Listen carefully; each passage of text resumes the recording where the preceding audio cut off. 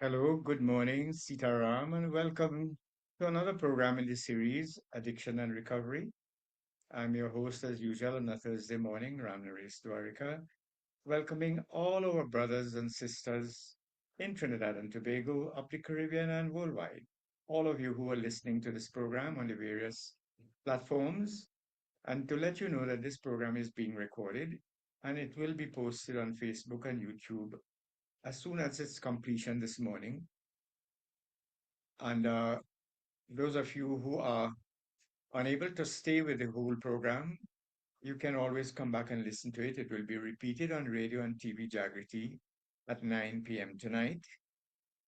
And of course, if you have questions, you could text them to the Facebook or YouTube account under my name, Ramnaresh Dwarika, Addiction and Recovery.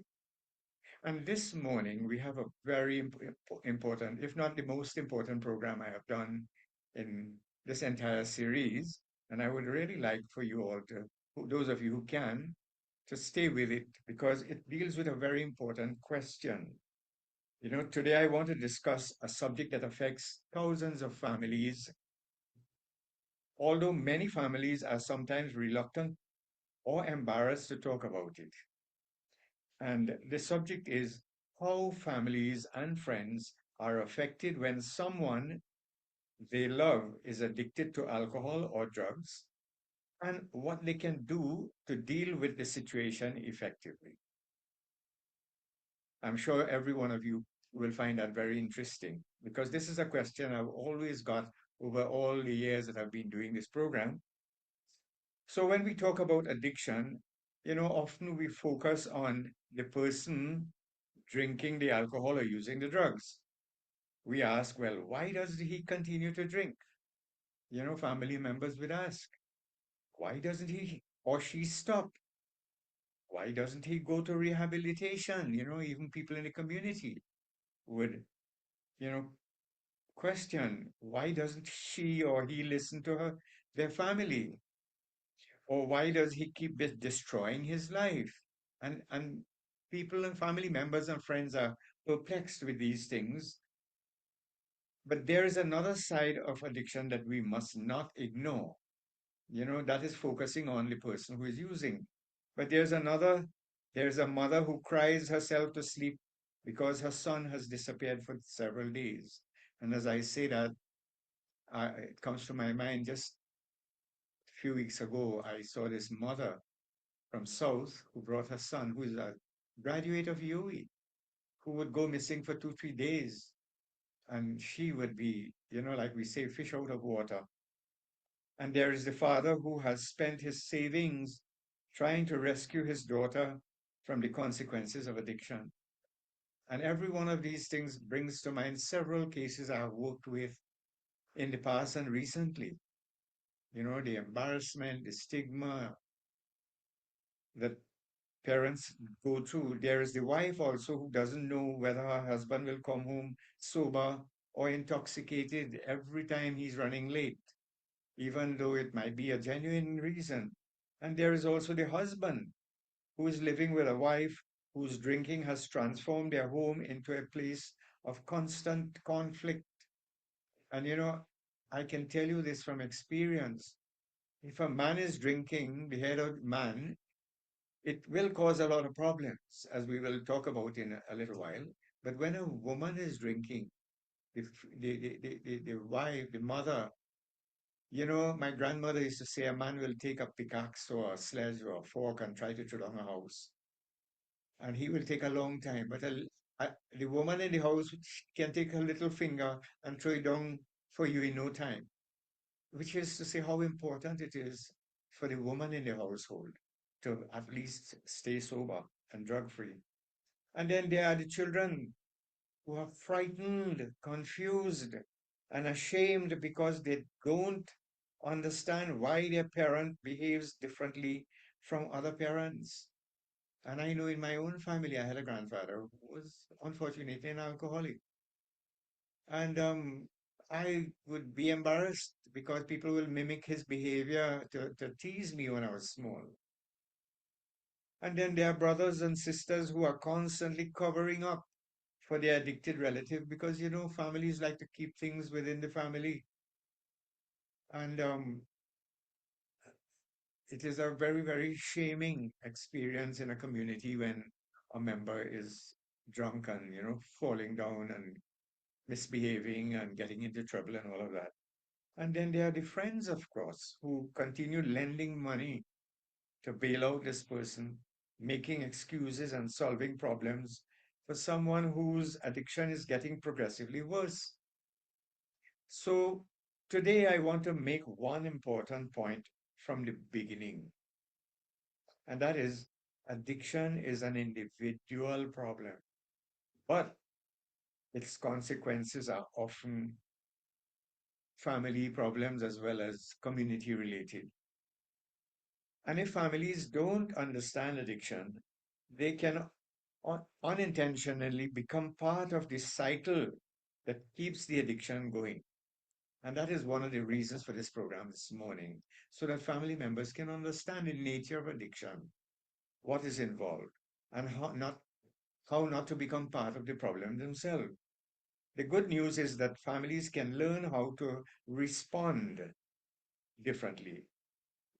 The emphasis is on the word respond, not react. They can learn how to support recovery without supporting addiction. They can establish boundaries. This is very important. They can establish boundaries without abandoning the person. They can love without enabling. And I will expand on that in a little bit. And they can protect themselves and their children while still offering hope to the person suffering from addiction. Now, what happens to a family when addiction enters the home? When an alcoholic or drug when alcohol or drug addiction becomes established, the family often begins changing its behavior around the addicted person. At first, family members may think, well, this is just a phase. And I've heard that, he's going through a phase, teenage and so on. He's under stress, or she will stop when she gets herself together. Or maybe if I talk to him, he will change. Perhaps I'm not giving her enough support, family members might think. But as the addiction progresses, family members often become increasingly preoccupied with the addicted person's behavior.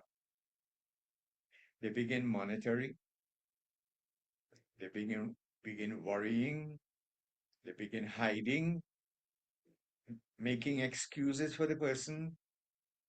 Then they begin rescuing him or her, and unfortunately begin lying for them as well, as I mentioned before. And eventually, the entire family may begin organizing its life around the addiction. This person literally takes up center stage in the family, in the group. This is one of the most destructive consequences of addiction, where everybody now is preoccupied with this one person and their behavior and are adjusting their lives to deal with and accommodate this. The addicted person may be physically present in the home, but the addiction becomes the center of family life. Now, the emotional impact on family members that this brings about. Living with addiction can produce tremendous emotional stress. Family members may experience anxiety. I know wives who ended up in St. Anne's, for psychiatric assistance, and the alcoholics still don't think he has a problem. The family may experience fear. They will become angry with themselves for thinking that they are falling short, or most of the time angry with the person. There's, of course, shame, feelings of shame, guilt. The members become depressed, especially spouses, and there's a feeling of frustration and helplessness because after so many efforts, the person seems to be getting worse. Then eventually it can develop into resentment for that person, where you don't want to see them, you don't want to talk to them, and you have to live in the same house with them.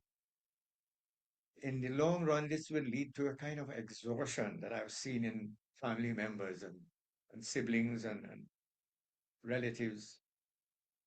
Finally, there's a loss of trust because of the amount of time he or she promised, appearing to be very, very sincere. Sorry. And yet would go back. A mother may wonder, well, where is my son? You know, you don't know the next car horn blowing from the house, whether it's going to be the police or somebody coming with bad news. Is he safe? Is he using drugs or where is he? And we know these drug blocks where these people find themselves. What can happen? A lot of people just go missing. Sorry. Has he been arrested? Will he overdose? Will someone hurt him? His spouse may constantly ask, well, will my husband come home drunk tonight? And I know of this family who had to be preparing their running clothes every so often when they think their husband will come home drunk because they will have to run out of the house and they'll have to decide which neighbor to go by. And then some neighbors say, don't come by us. And they will have to, this lady would be packing children clothes and powder milk and all kind of thing in plastic bag and leave it outside so they could pick it up and run when they're going. That's a whole long story. Or will there be another argument tonight? Will the children be safe? Because sometimes children have to get in between adults to part fights. Will he spend the rent money? This constant uncertainty produces enormous psychological stress. The family is often living in a state of emotional crisis. Now, the family can develop a kind of walking on eggshells lifestyle, where one of the most common experiences reported by family affected by addiction is the feeling that they have to be walking on eggshells. Everyone becomes careful about what they say.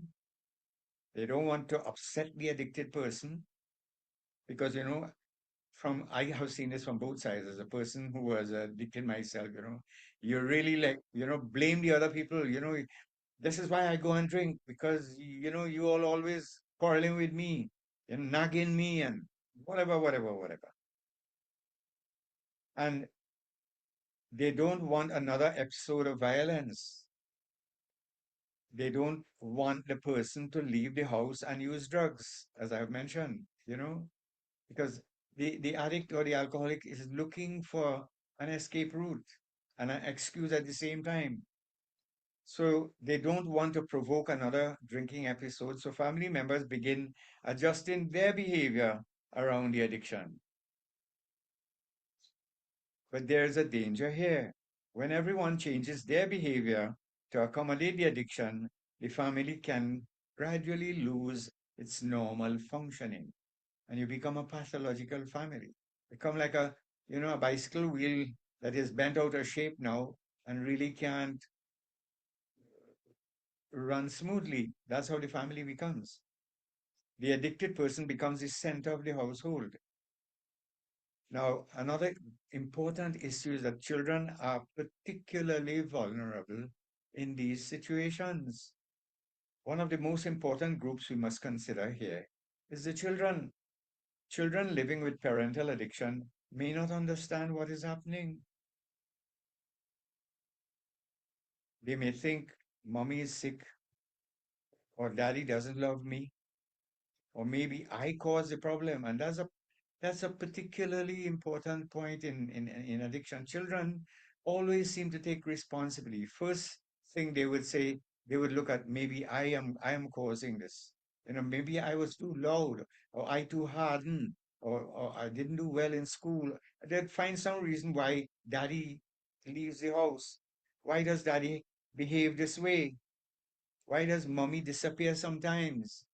They can't understand these things. Children may experience fear, insecurity, embarrassment, and confusion. Can you imagine a child in that state? How are they going to face the common entrance and this C, the cape and all, C-sec and all of those things.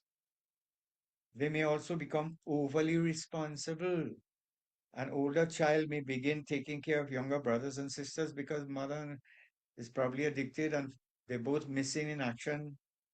The child may become the person who prepares meals, gets the siblings ready for school, or tries to keep the peace in the home.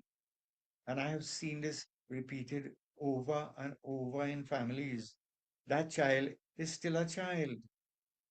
And there's a whole lot of literature written on the adult children of alcoholics. There's a whole fellowship developed around helping these types of children. Children should not be forced to become the emotional or practical caretaker of an addicted parent. And parents and caregivers must make every effort to protect children from exposure to violence, severe intoxication, dangerous people, drug related activity, and other unsafe situations. Because when one of the parent is drinking, you have all kinds of people coming into the house, the children becoming insecure and could be exploited by others now. And I've seen the children of alcoholics, you know, these are sordid stories where people come drink with them, get them drunk, and then abuse the wife and the daughters and all of that. This has happened. The family often experienced financial damage. Addiction can become extremely expensive. Money may be spent directly on alcohol or drugs instead.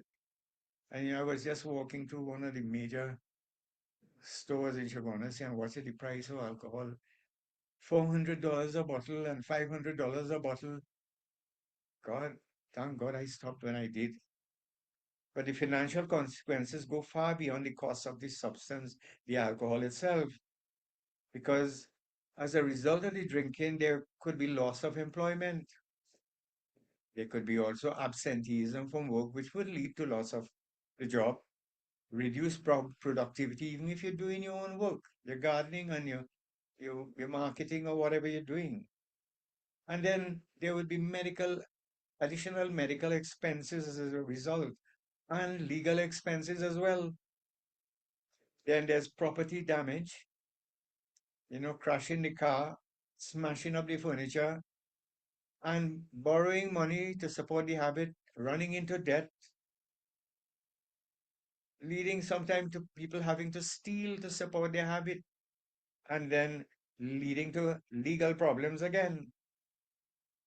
There's a whole litany of things there, unpaid bills, and general loss of household income that could have been used to buy the shoes and pay the school fees and buy the books and buy proper food and all of that, going in the alcohol. Some families repeatedly give money to their addicted relative, and because they may say, look, I don't want him to steal. So I know these old people giving away the pension money that they should be buying the medication, they're giving it to this young man to go because he's threatening them and he's threatening to go and use drugs. And then they would justify it by saying, I don't want her sleeping on the street because they know from looking at others in the community sometime what can happen. Or that they feel sorry for him and give him money. And they know what he will do with it, but they still give him the money. So giving unrestricted money to someone actively addicted can sometimes make the problem worse because you're supporting the habit. The difference between helping and enabling. I want to look at that because there's a very thin line between helping and enabling. This is one of the most important concepts I want families to understand. Helping is not the same as enabling. Helping means supporting behavior that moves the person toward health and recovery. Enabling means removing or reducing the natural consequences of the addiction in a way that allows the addiction to continue. Now, for example, if a person spends his salary on alcohol and the family repeatedly pays his bills, that may enable the behavior. If someone misses work because of intoxication and a family member repeatedly calls the employer and gives the false explanations that that may enable the addiction. If someone gets arrested and the family repeatedly solves every legal and financial problem without requiring responsibility, that may also contribute to the cycle. This does not mean families should be cruel. It means families must learn the difference between supporting recovery and protecting the addiction. Another thing is we have to stop making excuses for the addicted person. Families often become experts at covering up. Well, they will say he's not feeling well, or she has the flu, he couldn't come because of a family emergency, she has been under a lot of pressure. Sometimes the family believes it is protecting the addicted person, but in reality, the family may be protecting the addiction from its consequences. And let me say this, I'll say it slowly, and I've said it many, many times over the years, that no addict or alcoholic is going to stop using alcohol or drugs unless to continue to use becomes more painful than stopping. The only way it could become more painful is when you allow them to suffer the consequences of the behavior. If the addicted person never experiences the consequences of his or her behavior, they may be less motivation to change. Families should therefore avoid lying, covering up, and continually rescuing the person. Another point is don't try to control the addiction. Another mistake families make is believing, well, if I monitor him closely enough, I can stop him from using. I will take control of his or her money. I will follow him everywhere. I will search the house every night. I will threaten him.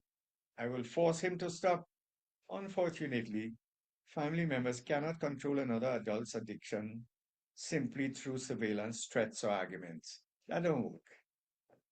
You cannot force someone into genuine recovery. Yes, they may even stop, agree to go for, if you threaten them sufficiently, agree to go for help, but that in itself will not sustain recovery. But you can influence the environment, you can establish boundaries, you can refuse to participate in destructive behavior, and you can encourage professional help. Now, a little bit about setting healthy boundaries. Healthy boundaries are among the most powerful tools available to families. A boundary tells the person, I love you, but I will not participate in the behavior that destroys you or the family. For example, I will not give you money for alcohol or drugs. I will not lie to your employer. I will not allow you to use drugs in this house. I will not allow you to drive the children when you are intoxicated. If you become violent, I will remove myself and the children from the situation and seek help. So boundaries must be realistic. They must be, they must also be enforced consistently. Because if you make just threaten and you don't follow through with it, eventually your boundaries will have no value. A boundary without consequences is often just a request. Now, never use violence to deal with addiction. Families sometimes become desperate. They may slap, beat, threaten, or physically restrain the addicted person. This is dangerous. Violence can escalate the situation and may result in serious injury or death. I've seen that happen. If someone is intoxicated, aggressive, psychotic, suicidal, or otherwise dangerous, the priority is safety. Do not attempt to physically overpower a dangerous person unless immediate emergency action is necessary to protect life. Get appropriate emergency assistance. Call the police if you have to. Most important, protect children and vulnerable family members. Don't argue with someone who is intoxicated. I have made that a rule. A lot of people make appointment to come and see me, but once I sense you had a drink or drunk, no, let's reschedule. Because when you're speaking to a drunk man, it's like you're talking to a madman. Trying to reason with someone who is heavily intoxicated is usually ineffective, waste of time. The person may not be thinking clearly, their judgment will be impaired, they may become aggressive and unpredictable. Instead of arguing, wait until the person is sober. Then have a calm conversation. Usually, like the morning after they had a heavy evening drinking, next morning when they back pressuring and they in remorse, might be a better time to talk to them. Use statements such as these. You may say to them, look, I am concerned about what is happening to you. Or you may say, I have noticed that your drinking is affecting the family. Or I want to help you get professional assistance. You may also say, look, I love you, but I cannot continue living with these behaviors. The objective is not to win an argument. The objective is to open a door to recovery. Now, choosing the right time to talk is very important. Timing matters. Do not confront someone when they are drunk, high, extremely angry, psychotic, violent, or when they're driving in the middle of an argument. You can't really get anywhere there. Choose a time when the person is sober and reasonably calm. Speak about specific behaviors rather than attacking the person's character. Instead of saying, you are a terrible person, you may want to say, well, look, when you drink, you become verbally aggressive and the children become frightened. Instead, instead of saying you don't care about your family, say your drinking has caused us serious financial and relationship problems. So you focus on behavior and consequences. Another is don't shame the person. There's a major difference between holding someone accountable and humiliating them. Addiction is a serious disorder involving biological, psychological, social, and behavioral factors.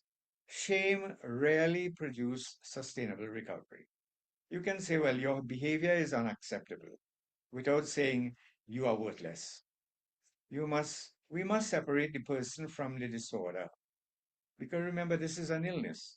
The person may be responsible for seeking recovery, but the person is still deserving of dignity. So encourage the person to seek professional help. Families should try not to become the person's doctor, counselor, psychiatrist, or rehabilitation specialist. Professional assessment may be necessary. Depending on the person's situation, treatment may include medical assessment, detoxification, residential rehabilitation, outpatient treatment, counseling, psychiatric care, medication, assisted treatment where appropriate, mutual support groups like AA, NA, family therapy, relapse prevention programs, and aftercare. All of these are critical elements in recovery. The appropriate treatment depends on the substance, severity of the problem, physical and mental health, social circumstances, and the person's needs. Now, recovery is the responsibility of the addicted person. Families can encourage recovery. They can provide transportation, they can help locate treatment, they can attend family counseling, they can provide emotional support, but ultimately, the addicted person has to participate in recovery. Families cannot recover for another person. This is an important lesson because some family members become completely consumed with trying to save the addicted relative. They stop taking care of themselves as well. They stop sleeping properly. They stop socializing, stop enjoying life. Their entire existence becomes, well, how can I save him? How can I help stop her? And that is not sustainable. At some point, you are going to get burnt out. Family members also need recovery. When addiction affects the family also needs support. This does not necessarily mean that family members have the same disorder as the addicted person. It means that they may need help dealing with the emotional consequences. Because family counseling can help people understand addiction. That's what this program is about this morning.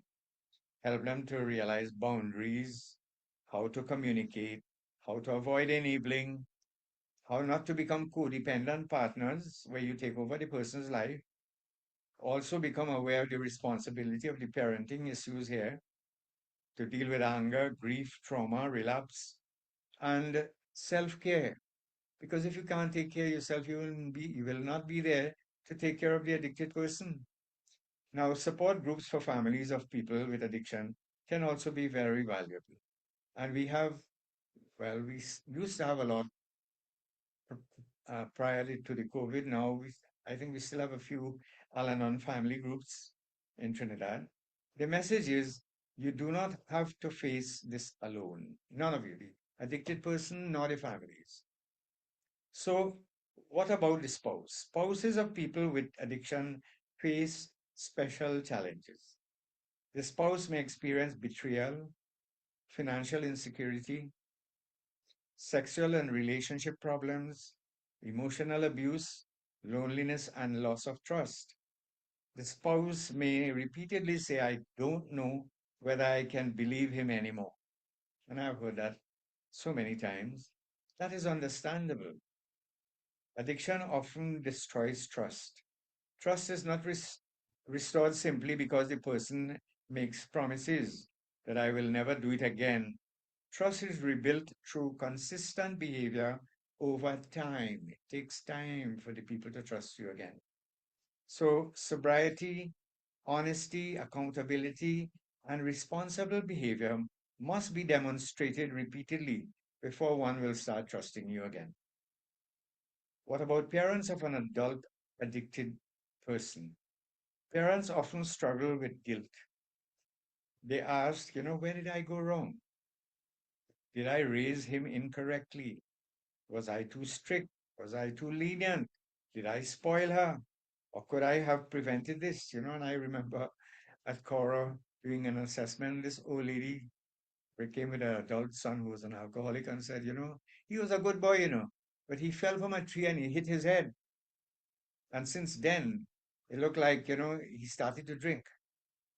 So, you know, parents always like to think they made the perfect child, but, something else caused it and they will know something. Since he married to that girl, he started drinking or this or that or the other. Parents may have influenced their child's development, but they should not automatically assume that they caused the addiction.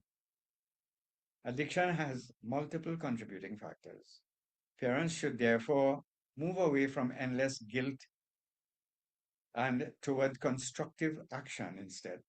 You may want to ask, well, what can I do that that is a healthy and helpful thing to do? What you can do to help.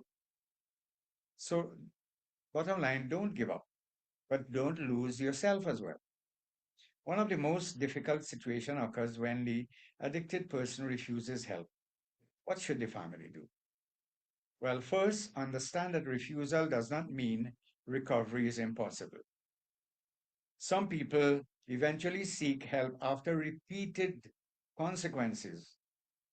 Continue communicating concern, provide information about treatment, set boundaries, protect the family, and do not provide money for the substances. Do not cover up destructive behavior. Do not abandon your own health and well being. You can leave the door open to recovery without allowing the addiction to take over your life. So you do all of these things. You let the person know, look, I'm there when you're ready. In the meantime, take care of yourself.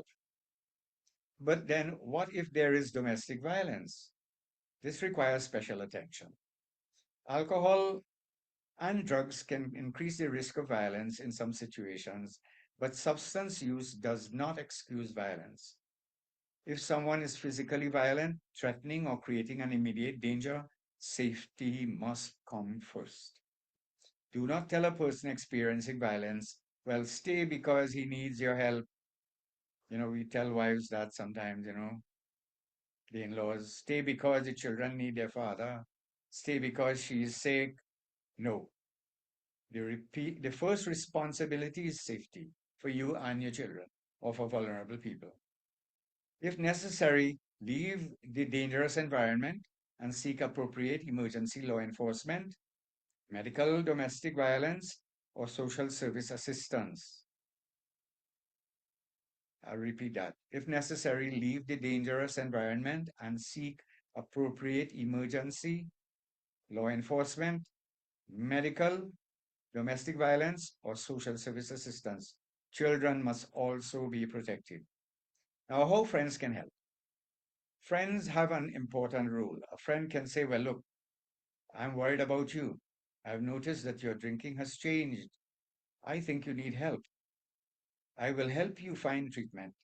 But a friend should not become the person's banker, rescuer, or cover up system. Don't repeatedly lend money for substances. Don't lie to the person's employer. Or don't drive recklessly with an intoxicated person. Don't hide serious consequences. Support recovery. Do not support addiction. What families should do during recovery? Let's move a step forward here. So, when the person enters recovery, the family must understand that recovery is a process.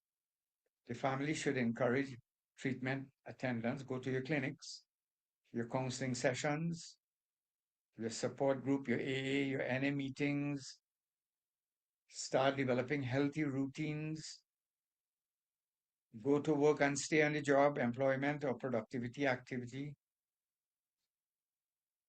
start developing positive relationships. Important thing is good nutrition, adequate sleep, exercise, stress management, and of course, relapse prevention planning. But the family should also understand that recovery does not mean the family immediately returns to normal. What took 20 years, 25 years to be destroyed will not be fixed in overnight. There may be years of damage to trust to repair. There may be financial problems. There may be unresolved anger. There may also be children who need reassurance. There may be relationship issues that require counseling. Now, sobriety is the beginning of recovery, not the end of the process. So, what if relapse occurs? Families should understand that relapse can occur. Addiction is a relapsable illness, but relapse should never be treated as permission to return permanently to addiction. If relapse occurs, ask the person what happened? What were the warning signs? What triggered the return to use? Was treatment discontinued? You might find he stopped going to meetings or going to the clinic. Were old friends or environments involved? You're going back climbing with them same fellas on the block. Was there stress, trauma, or untreated mental health difficulty? Sometimes people were using to self-medicate because of anxiety, depression. So they need to look at what needs to change. The family should respond seriously but constructively. A relapse should trigger a renewed assessment and treatment plan. Now, I want to touch on 10 things that families should remember. To, to summarize all that I've said before, let me summarize some of the most important principles here. One is learn about addiction. And this program every Thursday is about educating our brothers and sisters out there about what is addiction. Now, let me say, I have no problem with a person who can take a drink and enjoy it without getting themselves into trouble. But the program is about educating those of us who have crossed that invisible borderline from social into compulsive drinking. So, number two is stop blaming yourself for everything. That's the family members. Number three, don't cover up the consequences of addiction. Four, don't provide money for alcohol or drugs. Not even for those people who are begging. I don't give. I know what they're going to do with it. I'll give them food if they want. Don't argue with someone who's intoxicated. That can lead to problems. Six, set clear and realistic boundaries. Don't say things, look, if you use drugs, you can't stay in this house, and then he come and use drugs and you don't carry through. If you can't carry through with it, if you're going to renege on something, don't make that contract in the first place. Number seven, protect children and vulnerable family members. Very, very important. Eight, encourage professional treatment. In Trinidad, I've come to realize a lot of people would like to be, counselors and helpers and good, do-gooders and so on.